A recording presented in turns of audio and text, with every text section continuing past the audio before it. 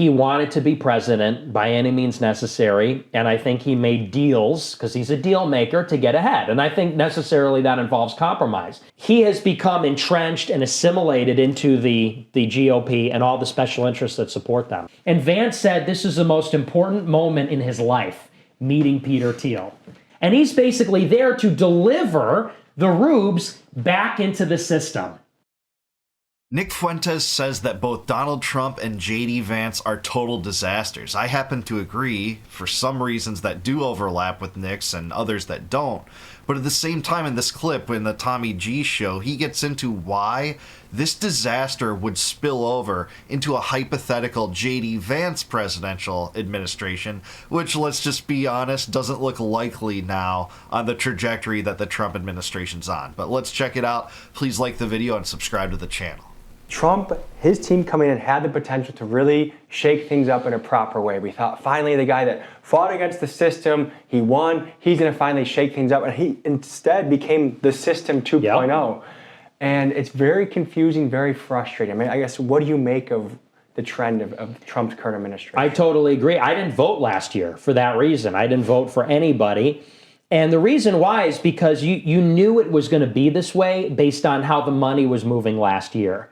And by that, I mean, there were three big industries that went behind Trump, or three big special interests: Silicon Valley, Wall Street, and the Israel lobby.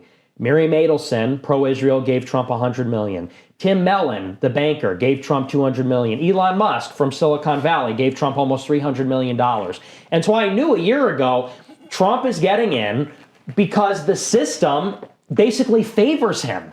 10 years ago, the whole idea was that Trump was against the whole world. Like you said, he was going to turn Washington upside down. A year ago, you could tell by where the money was moving. No, they wanted him to win because they knew that if he won, he's going to cut the taxes for the rich. He's going to deregulate the economy. He's going to deregulate AI. He's going to give all the favorable contracts to Anduril and Palantir, the little tech, these new tech companies.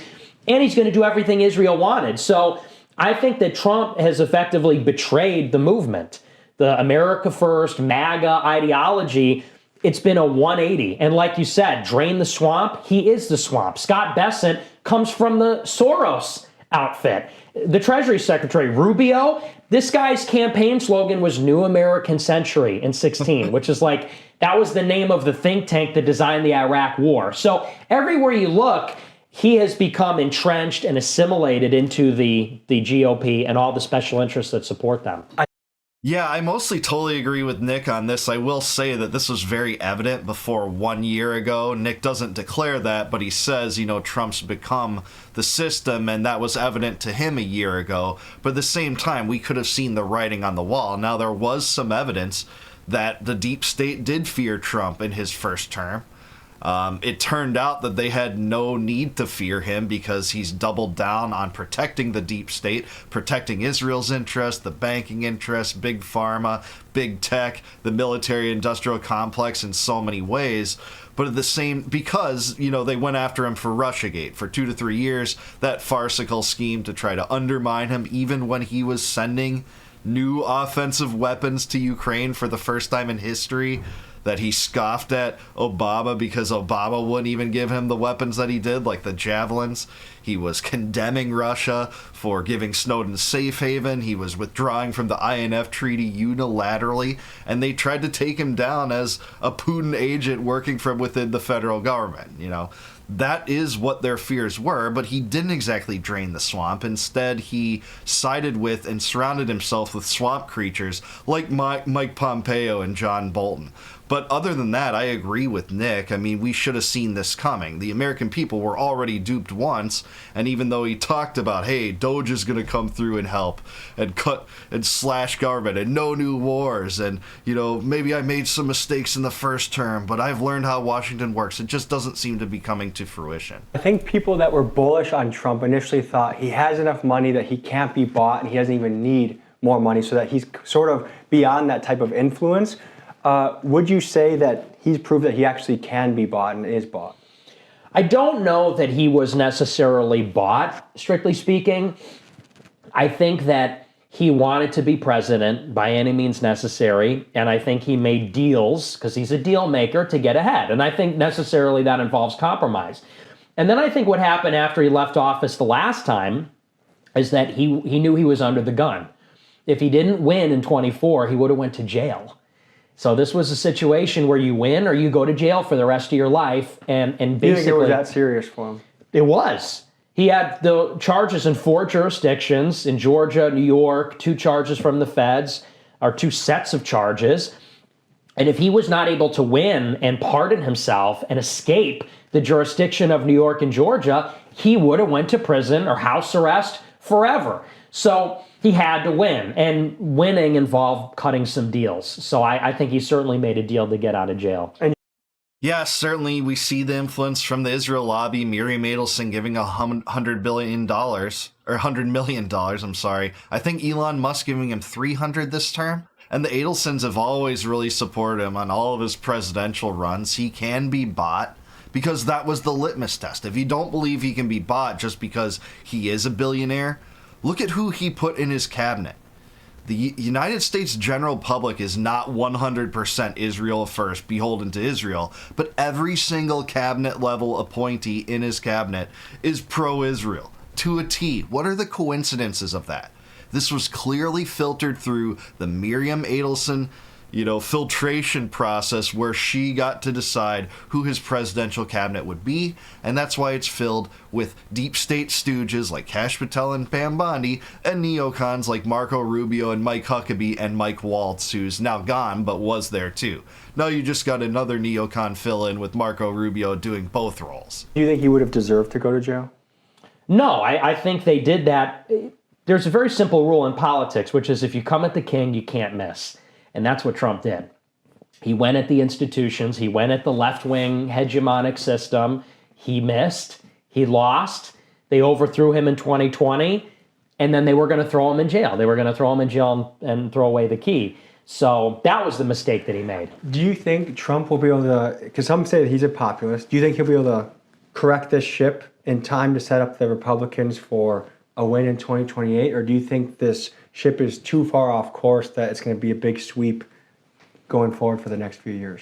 I think that Republicans are in a lot of trouble for 28 because with Trump off the ballot, who do they have? Rubio, Vance, are these people that are going to be able to mobilize the coalition that Trump did? I think that Trump had kind of like a unique effect. He's charismatic. He's a known quantity. You know what you're getting with him. He also, I think, a lot of the conventional rules don't apply to him. Like he's promising mass deportations, but he gets a record number of Hispanics to vote for him. I think that's uniquely something that Trump was able to tap into. Will a Rubio or a Vance be able to inspire people? Will they be able to connect people in the same way? They're much more conventional politicians. I think there's a problem with Trump off the ballot, just for openers. Yeah, I generally agree with this. Trump's personality, his approach, his theatrics are very unique in U.S. presidential history, really. Not completely unique. He harnesses a certain type of classic American populism that was seen in, say, the administrations of Theodore Roosevelt and Andrew Jackson, for instance. That is true, but in terms of this era, he does seem to be unique. His coalition's pretty unique, with Robert F. Kennedy joining in this coalition being very unique, with him getting the influence and at least patronage at one point of Elon Musk.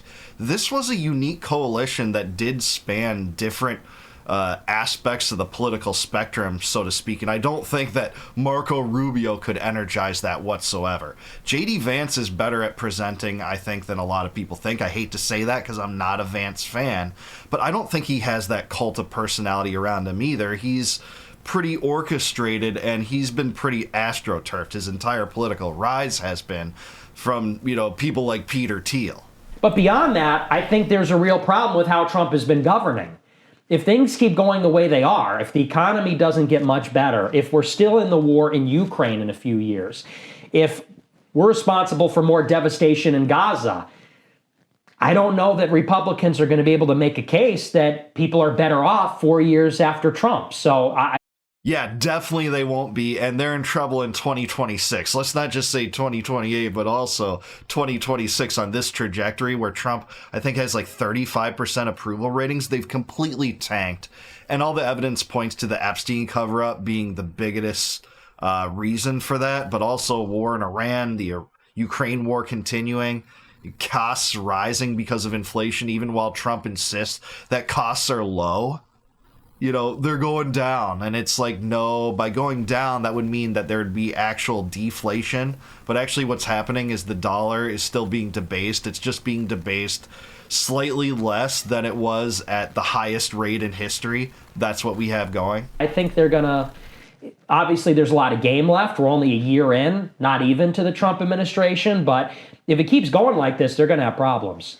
What do you make of JD Vance from his origin story to where he is now? How would you break him down? Well, I think he's a fraud. I think he's a political creation. Everything about him is fake. His whole story, his private sector career, it's all fake. Break it down. So he comes from Ohio, and he has this story that he's this, he is the epitome of the white working class that was left behind by globalization, victim of addiction in his family, and all that sort of thing, which is fine. You think that was a real part of his story? That's a real part of his story. That's authentic. So the Hillbilly Elegy, real book. There is some, I think they exaggerate how poor he was, because realistically, later in his life, he was sort of like upper middle class. He wasn't exactly destitute. Yeah, I think there's some evidence for it. I haven't looked into this deeply, but what I will say is I think the book surrounds his experiences in Appalachia, and he did live there, I think, in the summers with his grandparents, but he, was born and raised in Ohio, so I think there might be some embellishment. There often is in autobiographies like that, but it is clear he did, rise in terms of economic stature as he grew older. He wasn't just poor and destitute the moment that he was hired by Peter Thiel to work at Mithril, for instance. Throughout his childhood, let's put it that way. But then you start to get problems when he goes into the Marines. They say he's a Marine. Do people know that he was writing press releases in the Marines? I feel like people think he's a combat veteran, like he was out there fighting. And it reminds me of Pete Buttigieg. Did he go into the military to fight for his country, or was that a way to position himself? And people don't like when people talk like this, but this is a facet of politics, that service is used as a springboard into a political career, if that's what you're into. This has been true since the inception of the American Republic. For instance, Alexander Hamilton did this, and he wrote as a young boy that he wanted to establish prestige and arise through the societal ranks by winning a great battle. Well, what happened? At the Battle of Yorktown, he led a nighttime bayonet charge that was consequential in helping end that battle and assuring the triumph of the American colonies, along with France and Spain, over the British. That is true, and that is what got Hamilton ultimately a lot of prestige. George Washington led the Continental Army, was a consummate American in so many ways, had some devastating wars or battles in that conflict that he lost, almost lost the entire Patriot Army on Long Island, for instance, and lots of disastrous battles there. But at the same time, this is how people have risen in political stature. So I'm not saying you should take away or detract from someone in that way, but that is used as a springboard and has been used as a springboard to political power from the earliest days of the United States. Just wanted to be clear about that. And so someone like a Pete Buttigieg, who I think is very similar in that regard, sort of like a political striver, extremely ambitious, maybe sociopathic, a guy like that goes in the military because they want to be the president. Vance becomes a Marine writing press releases because he wants to be the president. He goes to Yale Law School. And when he's there, he gets mentored by David Frum, who's a speechwriter for George W. Bush. He's a neocon. David Frum coined the phrase axis of evil. He came up with this. Iran, Iraq, North Korea. He's one of the architects of this welfare warfare state that started after the global war on terror. So he gets mentored by David Frum. Then he gets mentored by Peter Thiel. And Peter Thiel at this time is How did they meet? So Peter Thiel did a speech at Yale University where JD Vance was there for law school. And JD Vance came up to him after the speech. They exchanged information and they carried on a correspondence over email. And Vance said this is the most important moment in his life, meeting Peter Thiel. He said that was the deciding point. That was the decisive moment. Well, it is, because his entire political rise was orchestrated by Peter Thiel and the PayPal mafia, who wanted Vance in power. I'll also speak to David Frum. This is true, too, what Nick says about David Frum, the consummate neocon, mentored Vance in his early political days, publishing his writings on his own website, David Frum's website. I think it was called frumforum.com. You can go back, I think, via the Wayback Machine. I'm not sure if it still exists. Maybe it still does. But you can see some of these writings that David Frum, the neocon bloodthirsty maniac, was publishing there. The guy that was locked in with George W. Bush and Douglas Feith and Richard Pearl. He helped author the clean break strategy that called for 7 regime change operations in 5 years in the Middle East, siding, of course, with Israel every single time. So these are Vance's ties. And so Vance finishes law school, and under the tutelage of Peter Thiel, he writes this book, Hillbilly Elegy. He goes out to Silicon Valley and he works a bunch of no-show jobs in a series of venture capital firms. And everybody that he works for says, we never saw him in the office. We don't know exactly what he even did. So it was just, he was put on payroll to have a resume builder. Yes, he was put on the payroll at Peter Thiel's venture capital firm, Mithril. And the people there said, we never saw him in the office. We don't know what he actually did. And what did he do, do you think? He was promoting his book. While he was working at Mithril, he was on his book tour in 2016. He was going to the Aspen Institute. He was making his Netflix series. He was a contributor on CNN. He was given a job, put on the payroll, as billionaires do, given that kind of patronage so that he could start to build this political career. And to be clear, Nick's exactly right about that. Here's Fortune magazine's article on that very fact, that even last year you had people coming out and saying that were co-workers of JD Vance, saying that they never once saw him in the office. Now, I'm not sure if that was all of his co-workers, as Nick said, but some of them have been covered, and some of these articles have been published in mainstream publications. Of course, the mainstream doesn't prefer the establishment Republican candidates like Vance, like they do the establishment liberals typically.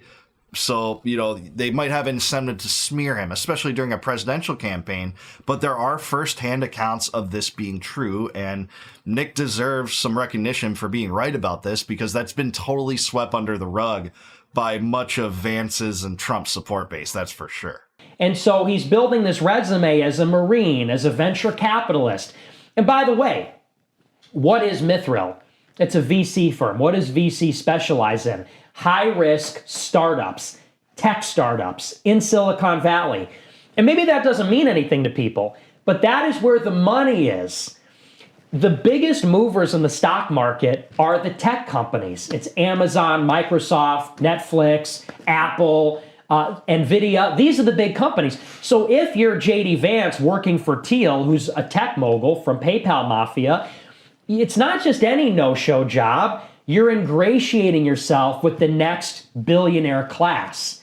Because wherever the industry is, that's where the money is. Where the money is, politics soon follows. Because whoever builds the billionaire fortune, they then build their lobbying empire. They then capture the regulatory state, the government. So he's at Mithril promoting his book, and the basis of the book is, I'm the Trump whisperer. Why are the white people angry? Why are the white people going for Trump? I can explain it. I can translate for them to the New York Times.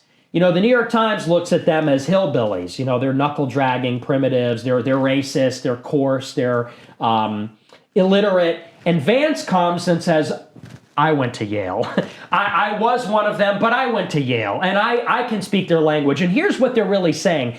So in other words, he's put in politics to mediate between the pitchforks and torches, the rubes, the peasants, and the elites. And he's basically there to deliver the rubes back into the system.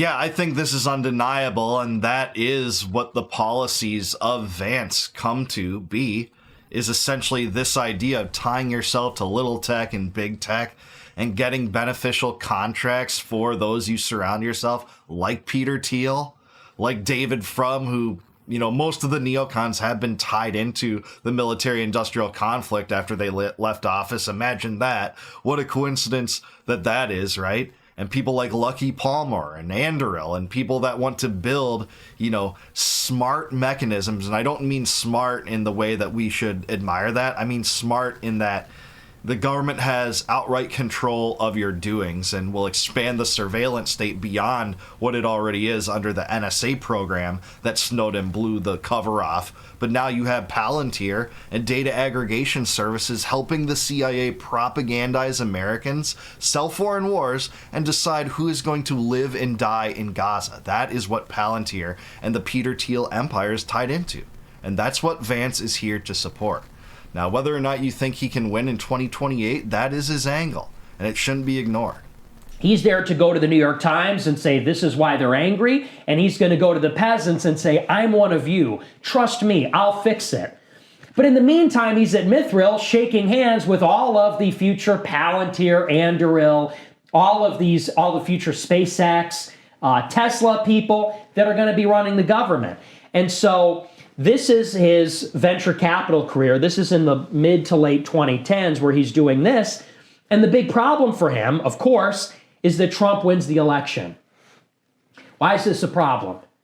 Because the whole conceit of Vance's book and everything is he's trying to get all the peasants to calm down. He's trying to tell them, you can't blame all your problems on immigrants. You can't blame all your problems on China. You're the problem. You're not working hard enough. If you're addicted to drugs, if your town got destroyed because the factory left, if you're poor, it's because you're not working hard enough. It's because you're making excuses. You're a loser. That's the basis of the book. And so he's supposed to steer them into a conservatism that says, we're still going to keep free trade. We're still going to keep mass immigration. We're still going to do the supply side economics. You need to get smarter. Okay, there's some things that Nick said that I agree with there, but some things are just preposterous. JD Vance has made no secret of his support for protectionist policies, including ones that in his eyes would stick it to China. In fact, in March 2023, he co-sponsored legislation in office to revoke China's most favored trade nation status. A strict protectionist measure. It's hard to even find someone in the U.S. Congress that was more protectionist than Vance. It's true you can see some of his writings back from like 2017 where he did seem to favor a more free market, free trade oriented approach. But no, during his time in Congress as a senator, he was strictly protectionist, and it goes beyond the tariffs. He made no secret about this during the Biden administration and even pleaded with Biden to disallow Nippon Steel, a Japanese company, from buying off a U.S. manufacturer. He is an ardent protectionist. And by the way, so is Peter Thiel. Peter Thiel wants strict protectionist tariffs on China. He said that the U.S. needs a quote, very drastic reset with China, and that the whole free trade system, to the extent that it exists, is strange and shouldn't be embraced. So no, Vance is not trying to pull people toward free trade, and neither is Thiel. Vance is one of the most rigid and zealous protectionists when he was in Congress. Now, we haven't seen him in terms of his presidency, but he's on record with votes on the Senate floor supporting protectionist measures. So he was meant to basically steer the angry white people away from populism and back into elitism. That was the goal. But Trump wins on the basis of all those things he was trying to steer them away from. Because Trump says, no, NAFTA took the jobs. Free trade took the jobs. Illegal immigration did take the jobs. That's what it is. It's cheap labor. The drugs are pouring in because the government is letting them do that. Okay, so I agree with Nick that Vance is trying to steer the rubes, per se, into the corner of the elites, but nothing is more close to the elites' hearts than protectionism. What comes from protective tariffs domestic subsidies, which used to classically be called bounties. For instance, if you read Alexander Hamilton's 1791 report on manufacturers, he calls for these corporate subsidies in germ back then. They were bounties for trade privileges, for, say, giving the Federal Reserve, the central bank, the monopoly power on the emission of legal tender currency, which ensures that it will benefit beyond all other banks for profiting on U.S. debt. That these measures that are protectionist in nature, that set up a big regulatory industry where it's harder for foreign firms to, compete with domestic ones, even though consumer choice overrides the domestic firms because they can get goods that are sometimes better, sometimes not necessarily, but often for cheaper. And that is a push-pull that Americans are willing to have. So yeah, Vance is trying to get the people to side with the elites, but elites embrace protectionism. They want domestic industry to be protected. What do you think big tech wants? Do you think Google wants to compete with a Chinese firm? Do you think Amazon wants to compete with Alibaba? No, they don't. They want protectionist measures, and they want regulations that push potential competition out of the market. Same thing with domestic industry. This is why regulatory capture is such an issue. So there's no one in the elites that supports free trade where there's no tariffs. Show me a free trade elitist that wants literally no tariffs, no regulations. They don't exist. That doesn't happen, and the entire regulatory apparatus is built up on this notion that we're protecting the little guy. But in truth, what happens is you have a deeply entrenched, centralized, planned economy that sticks it to the little guy by preventing competition from rising up. It's why you only have, for instance, 4 insulin providers in the United States and cost skyrockets. Why? The FDA doesn't approve competition to those other insulin providers. And the same thing happens throughout basically all industries in the United States. But that's what you have. JD Vance is a fraud. I'm with Nick on that 100%. His rise has been orchestrated by Thiel and the Palantir machine and David from the neocons, but I don't know that he can even get elected at this point. In fact, I would doubt it, and I agree with Nick. It is bad for him to some extent that Trump won, because Trump's administration has been a disaster. The polls reflect that, and it looks like the Democrats might take the House in 2026.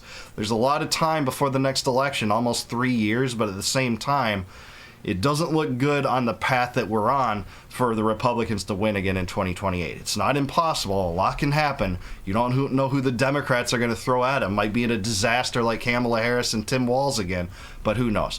What do you guys think, though? Let me know in the comments down below. Please like the video, subscribe to the channel, also subscribe to Tommy G. Good interview, some interesting subjects to discuss here.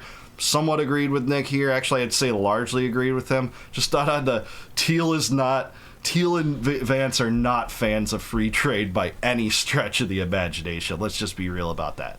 And also, if you like this video and my take on it, please consider joining as a YouTube member. You can do that by hitting the join button down below. And by doing that, you can get access immediately to all my videos before they go live to the general public on YouTube. So you'll be able to watch those members only videos immediately.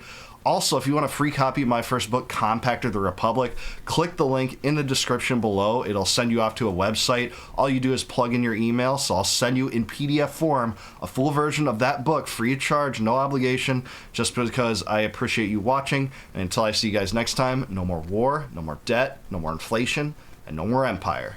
Peace out, guys. Catch you in the next one.